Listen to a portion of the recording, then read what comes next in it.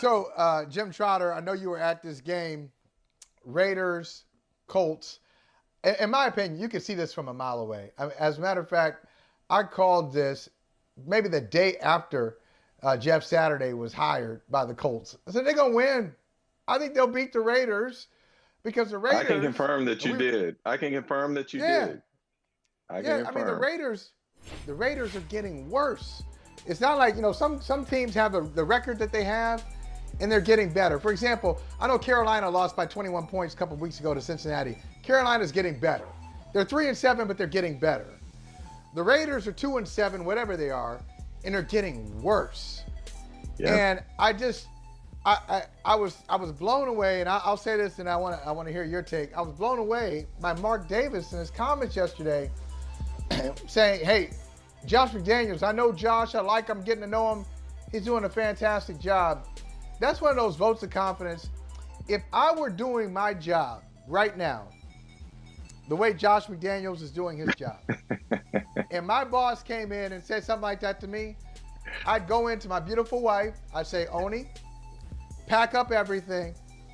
Say goodbye to our friends. I'm about to get fired." Okay? Yeah. Because he's saying stuff. Yeah. He's saying stuff I wouldn't even say about myself, and I'm in the position. Like, what is he talking about? He's doing a fantastic job. Losing to a guy who's never coached in the league before and a play caller who's never called a single play. Jim, help this make sense to me. I can. I've said this, matter of fact, to Gary. In my 3 decades of covering the NFL, I've never been more wrong about a team. I'm the one who went out on the limb after they lost to Kansas City and said, I believe they're about to go on a 5-game run coming off the bye. And they win the first one against Houston. And then we see what has happened since then. So here's what's going on, Michael. It's a number of different things. Number one, as Derek Carr alluded to after the game and Davante Adams alluded to, everyone in that locker room is not bought into this. And part of that is because the results have not been there. Two, when I sat down with Josh and talked to him about it a couple of weeks ago, he was preaching patience, talking about how everything was new, from the system, the play calling, the coaches learning each other, the players learning the coaches, vice versa, all of those sorts of things. But the reality is the Raiders are not, and I'm stating the obvious, a good football team. Fundamentally, they make mistakes. They start out slow. You're playing the Colts and Jeff Saturday and all of that, and maybe they thought it was just going to be a walkover game, and they come out and fall behind immediately in the first quarter. And then at the end of the game, what happens?